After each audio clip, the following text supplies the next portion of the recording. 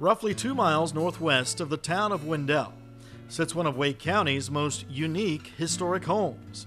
Built in 1871, the Dr. Thomas H. Avera House is a rare example which combines both the Italianate and Gothic Revival styles of architecture.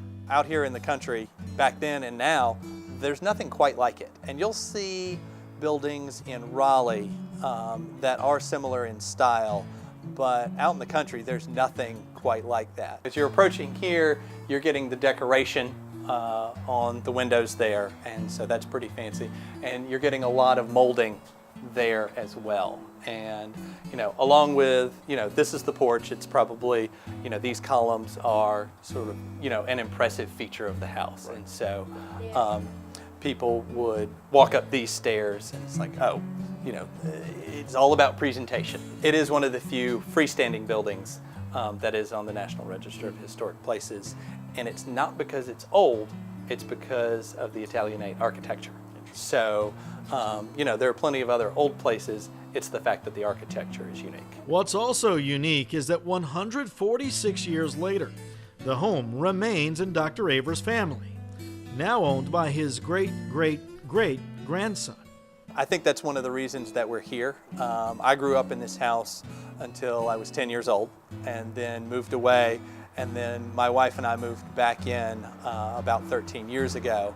And it's interesting because the house itself doesn't change a whole lot, while the surrounding area seems to be changing tremendously. When somebody would arrive, they'd come in through these doors. And so a couple different features to note in here is, one, there's a chandelier.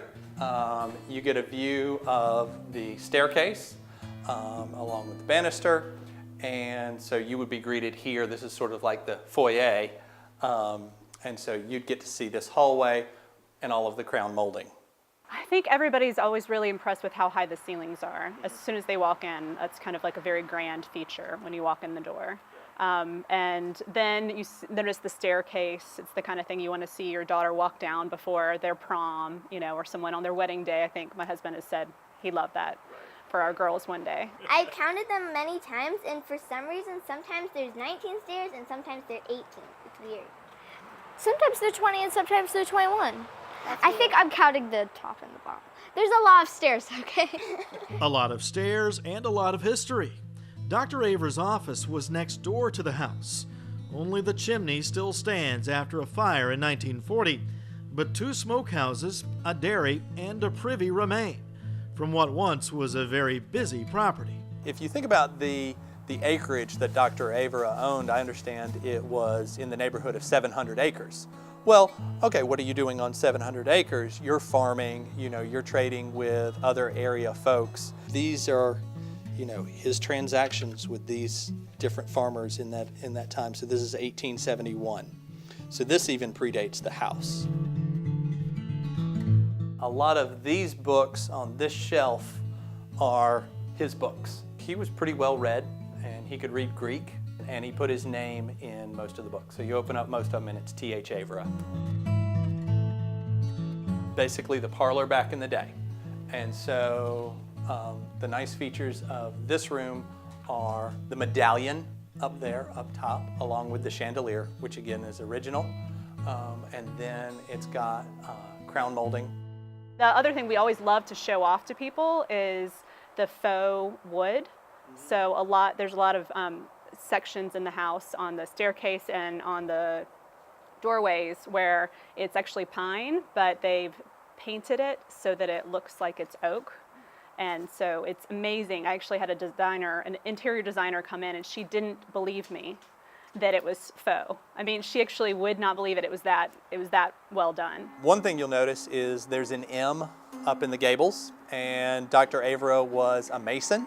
And so he incorporated that M into the design of the house to honor his involvement with the Masons. The winters that are very cold compared to other people's homes, we keep the house at about 53 degrees in the winter because we just can't, with those high ceilings, with those beautiful high ceilings, we can't keep it warm.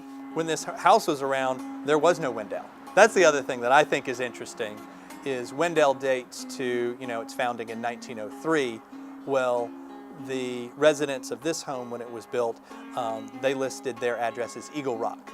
Well, Eagle Rock, for all intents and purposes, really no longer exists, but anybody in this area was listed as an Eagle Rock resident rather than a Wendell resident. How many babies did he deliver back in the day where, you know, these were the great-grandparents and the great-great-grandparents of other folks who lived in this area? And, you know, we have no record of that. We have no way of knowing. But at the same time, I'm figuring, okay, country doctor, yeah, that's what he did, is he delivered babies in the area. I think to have that type of unique design on a house like this, which sort of celebrated form over function compared to other homes that were more functional in the area, is pretty unique.